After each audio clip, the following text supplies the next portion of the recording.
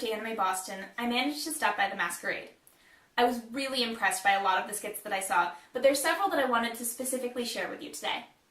First, I have to praise all the novice competitors that came out this year. There was a lot of great new talent that clearly worked very hard and thought very carefully about the presentations they created. One novice group that I have to specifically make note of, however, is Stuck That Way, a skit based on a newer and lesser-known series called Humanity Has Declined. These two first-time Masquerade entrants created a skit where they played fairies who commit themselves to a facial expression denoted in the skit as :D. The skit was short and sweet and well-paced. The audio was so relaxed and conversational, and their movements and lip sync were so well rehearsed and timed to the audio, it was as if it wasn't even pre-recorded at all. A truly great example of how to create a clean and simple skit that is easy to follow and very entertaining. Now you try it. Okay. Great job. Here, have a sweetie. Yay. You like sweets? Yes. Well, I take it away from you. Uh-oh. You stopped making :D. You failed the test. Ow. Now let's try again. :D. Good. Very good. You're doing a great job. Here, have a present. Open it. Okay. It's bees! No.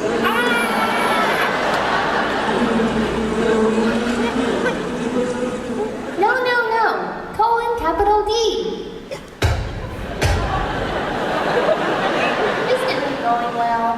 You go back to your room and practice. Okay. Speaking of those new to the competition scene, I have to make note of this year's one youth entry. Two siblings portrayed Tetra and Link from Legend of Zelda Wind Waker in a skit poking fun at the Zelda series tradition of a silent protagonist, in which Link plays charades to convey a request for help. With the exception of one unfortunate diction mishap, the audio was very clean and the skit was simple and easy to follow. I hope these two keep competing because they seem to have a lot of talent to share. Is this some kind of joke? Oh, yeah. That bird picked me up and dropped me here. So, what's your name? Stop fooling around and just tell me. Link? That's your name? Well, nice to meet ya. I'm gonna get going. I've got a ship full of pirates to captain.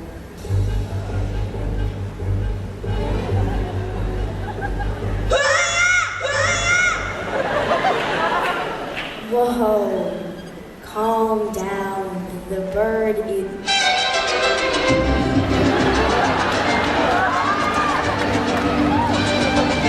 What are you trying to do?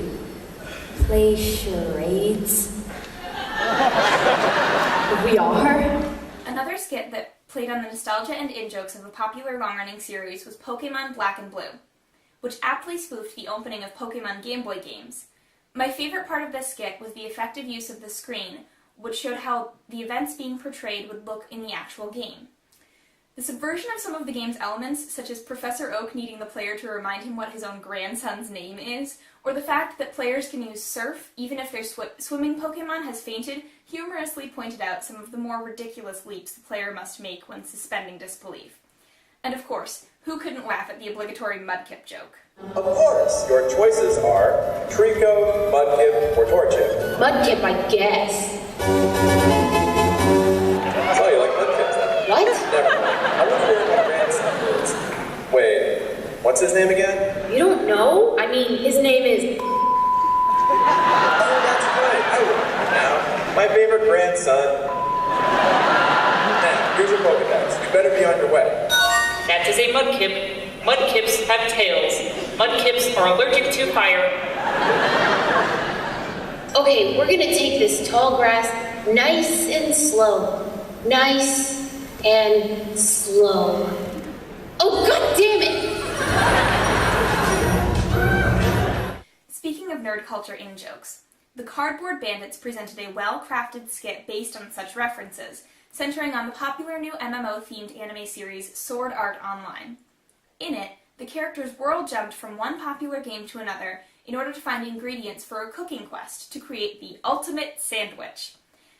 Games cleverly referenced include Pokemon, Final Fantasy, and Portal, but no one section lingers too long, and the references remain largely common and obvious, so the audience doesn't get lost. In using such references, the group did not need to rely on obscure story elements specific to Sword Art Online, so even those not familiar with the series were able to enjoy and follow along with the events, an important idea to remember when telling stories in a Masquerade context. Oh, no, you don't. I've been tracking this ingredient for hours already. Peanut, go! You scream! Alright, we did it! That was great, Silica. You should join our party for the rest of the quest. Team up with you? If we work together, we can beat this in no time. Alright. Hurry to the next world. The absolute fantasy quest game. You play as the hero who must always pick between saving the world or your true love, and it looks like a new one is set to be released next month. Not so final after all. Seems familiar. Let's just find this ingredient so we can get going. Look out! Bigfoot, what are you doing? Tracking! A ferocious beast came this way. Listen! What kind of creature is that? A terrifying beast that will attack without warning. Over there! There it is! Monster! Oh no! It got away! One skit that surprised and truly impressed me was Always Together, based on Kingdom Hearts' Birth by Sleep. As a singer, I know all too well the temptation to present a live singing performance at a masquerade, a temptation that is difficult to execute well and often misguided. Had this skit simply been Aqua singing alone on stage, while a beautiful performance by a very talented vocalist, it likely would have fallen flat in the context of a masquerade, especially with the overpopularity of the song chosen. However, paired with the pantomimed story acted out by Terra, Ventus, and the Shadows, the characters transformed the context of the song into an emotional tribute to their relationship, especially with Aqua's perfectly timed interaction with each of her companions. I still believe that live singing in the masquerade is a dangerous choice, but if you're going to do it, this is a great example of how to do it right. The tigers come at night, with their voices soft as thunder, as they tear your hopes apart, and they turn your dreams to shame.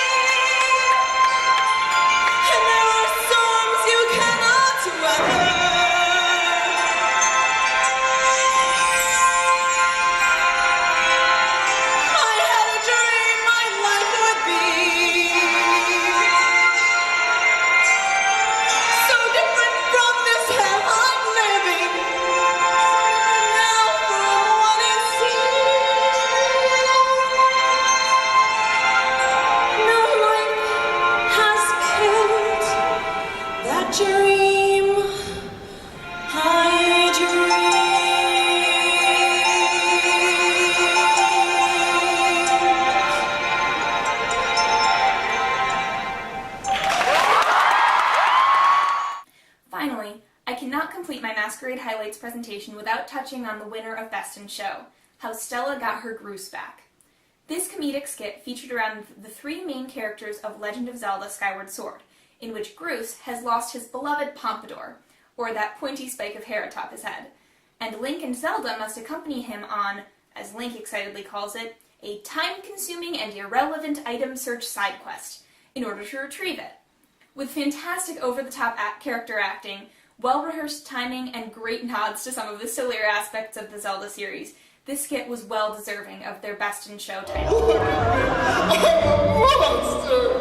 Just tell us what happened. It was only yesterday. I was down in Gruesome when all of a sudden everything went dark. I heard an evil laugh. Again.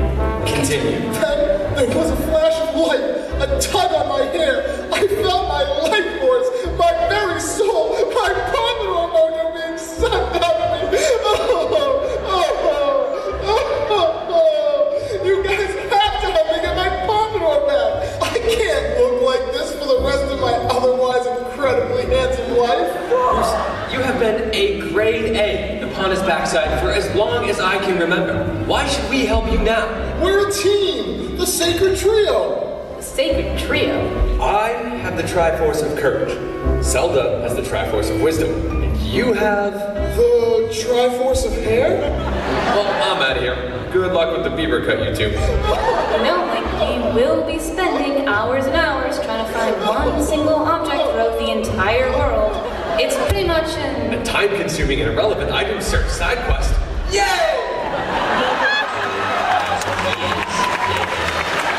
Alright, before we head in there, remember, the imprison's weak spot is the toes. The toes.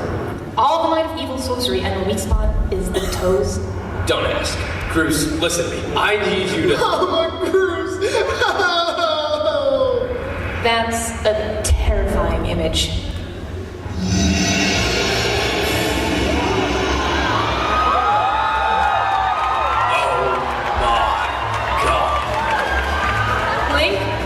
Blink, what are you doing?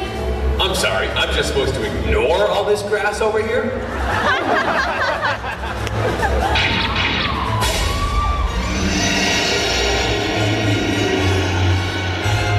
If you having hair problems, I feel bad for you, son. I got 99 problems, but my pump ain't one. Fresh.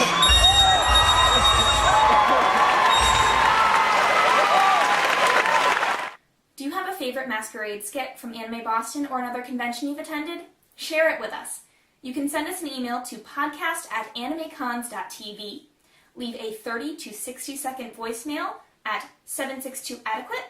That is 762-233-7828. You can post it on our forums, or you can find us on Twitter or Facebook. And as always, please remember you can subscribe to us on iTunes or YouTube. See you next week!